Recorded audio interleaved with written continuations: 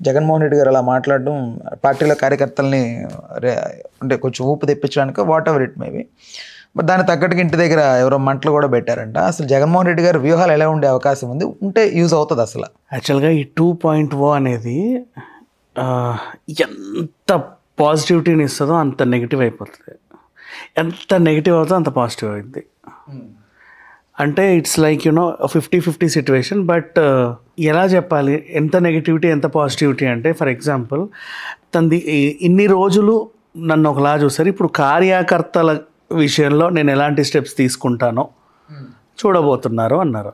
అంటే కార్యకర్తల కోసమే జగన్ 2.0 అయ్యాడు అని పరోక్షంగా చెప్పాడు. కార్యకర్తలు ఉత్సాహంగా ఉంటే చాలు, క్యాడర్ బాగుంటే చాలు, మనం బాగుంటాం అనే దీనిలో ఉన్నాడు ఇప్పుడు ఆయన. క్యాడర్ గురించి ఆలోచించాడు ఒక రాజకీయ నాయకుడు అంటే, చిన్న ఈజీ ఎగ్జాంపుల్ గేమ్ చేంజర్లో ముఖ్యమంత్రి లాగా అయిపోతుంది. ఇప్పుడు కార్యకర్తలు ఇప్పుడు వరకు గేమ్ చేంజర్లో సూర్య క్యారెక్టర్ అదేగా ముఖ్యమంత్రి. దోచుకోవడానికే నేను ముఖ్యమంత్రి అయ్యానని చెప్పి దోచుకుంటాడు, తెలిసిందే కదా. ఇండైరెక్ట్గా ఆ సైన్స్ ఇస్తుంది.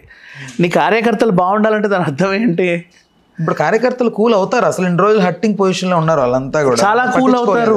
వాళ్ళు కూల్ అవ్వడము నీకు పాజిటివ్, మీరందరూ కూల్ అవ్వడం జనాలకి నెగిటివ్ విషయం. అది వాళ్ళు కూల్ అవ్వడం జగన్కి పాజిటివ్, జనాలకి నెగిటివ్. అంటే దీన్ని ఒకసారి విశ్లేషించండి, ఎలా అది మీరు చెప్పింది? ఎలా అంటే, నా కార్యకర్తల కోసం నువ్వు ఆలోచిస్తున్నావు అంటే, మీరు ఏం చేసినా నేను ఏమి అన్నో హ్యాపీగా ఉండండి, మీకు అన్నిటికీ ఫ్రీ హ్యాండ్స్ ఇస్తున్నాను అని అర్థం. అంటే రేపటి రోజు ఒకవేళ మనం గెలిచినా కూడా మీకు ఏం కావాలంటే అది చేసేసుకోవచ్చు, ఎంత కావాలంటే అంత దోచుకోవచ్చు, ఎవరు మిమ్మల్ని అడగరు, మిమ్మల్ని రైడ్లు ఏమి అవ్వవు.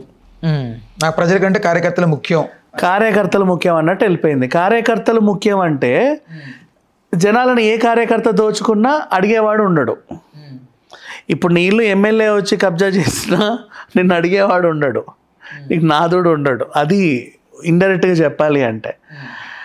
ఇంతకుముందు ఆ వాలంటరీ ఏదైతే పెట్టాడో అది బాగుంది, అది మంచి మైలేజ్ ఇచ్చింది. ఎందుకంటే ప్రతి 50 కుటుంబాలకు ఒక వాలంటరీ అంటే రోజుకి 50 సార్లు చెప్పొచ్చు ఓట్ ఫర్ జగన్ అని.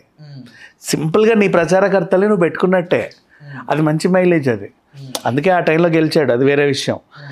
సరే, ఏదేమైనా అంటే గెలిచాకే పెట్టాడు అనుకో, అది బాగా హెల్ప్ అయింది. బట్ ఇచ్చిన మాట నిలబెట్టుకున్న